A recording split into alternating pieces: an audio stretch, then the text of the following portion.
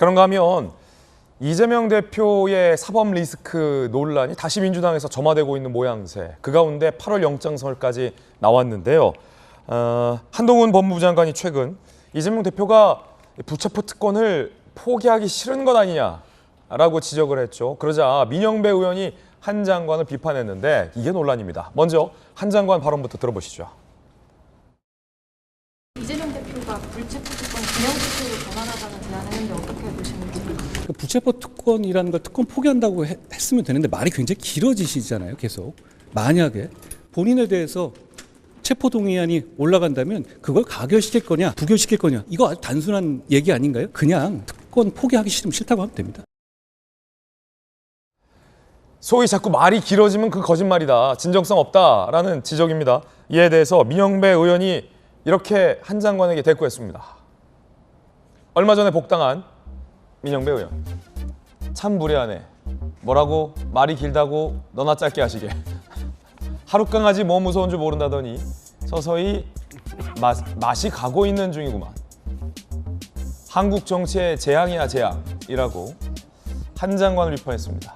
맛이 간다. 너나 짧게 해라. 한국 정치의 재앙이다. 라고 굉장히 날선 말들을 많이 쏟아냈습니다.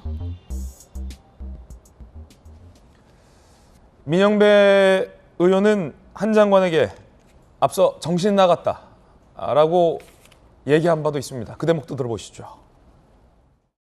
불리한 진술을 뒤집어 보려고 검찰청에 몰려가서 들어눕고 영치금 보내기 운동하고 성명서 내고 압박하고 하는 행태를 보이고 있는데요.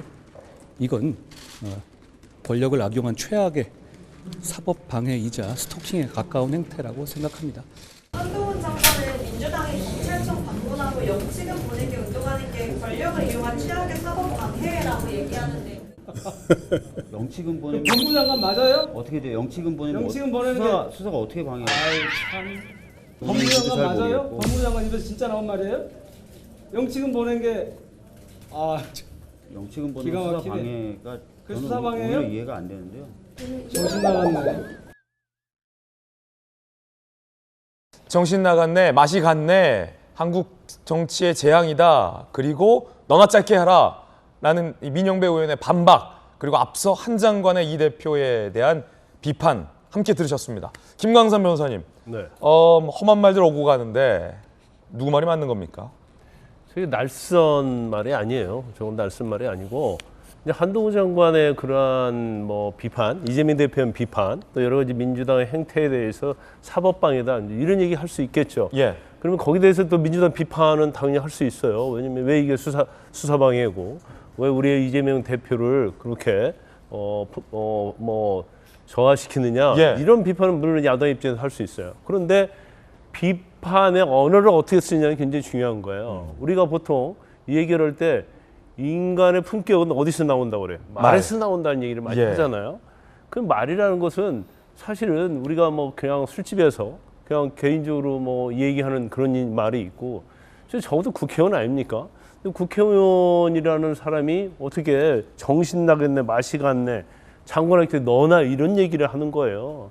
그런데 사실 이런 얘기를 지금 이 민영배 의원뿐만 아니라 이제 한두 번 하는 게 아니잖아요. 그래서 우리가 물론 어떤 정치에서도 문제가 있지만 저런 저질스러운 말 때문에 삼류정치란 말을 많이 듣는 거거든요.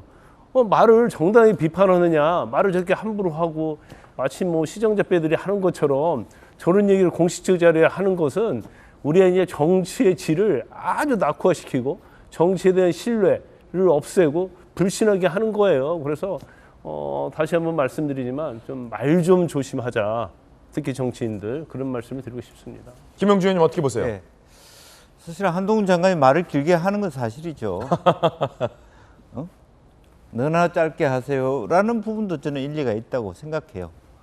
그러나 기본적으로 보면 이제 민영배 의원이 한국 정치의 재앙 이런 거는 아마 한동훈 장관 입장에서는 반사 이렇게 할 거예요. 반사. 네가 재앙이다 이런 말을 하고 재앙이다. 속으로는 그런 말을 하지 않지만 그런 부분이 있어요. 그러니까 한 장관도 어떤 하나의 문제에 대해서 너무 민주당의 꼭 아픈 구석을 어떻게 그렇게 찔러가면서 얘기하느냐 하는 정도의 아주 우리가 독특한 케이스죠. 법무부 장관이 역대 저런 스타일로 구구절절히 막 뭐 물어보지도 않은 얘기까지 해서 민주당을 곤혹스럽게 하는 그런 장관은 없었습니다.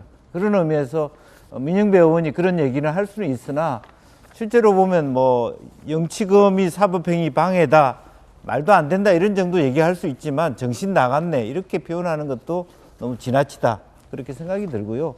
실제로 지금 현재 저는 민주당이 하는 저와 같은 행태는 사실은 국민들이 민주당 국회의원에게 부어진 아주 그 순수하고 귀중한 어떤 그 공권력을 사적인 이해관계로 행사하고 있다고 저는 그렇게 비판하고 싶어요. 수혜에 피해 여러 가지 법적 제도적으로 집중해야 될 것이 많은데 예. 이재명 대표에 가는 칼날을 사실은 조금 더 무디게 하기 위한 행태다. 그런 비판으로부터 자유롭지 못하다 저는 생각합니다. 예. 첫 번째 이야기 전해드렸습니다. 이번엔 저희가 준비한 두 번째 이야기 시작하겠습니다. 주제 공개입니다.